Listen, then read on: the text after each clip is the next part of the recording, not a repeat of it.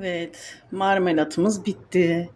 Şimdi sulandırarak istediğimiz şekilde şurup yaparak içebiliriz, tüketebilirsiniz. İsterseniz içine tarçın ve karanfil eklerseniz daha lezzetli, daha fresh bir tat elde etmiş olacaksınız. Afiyet olsun.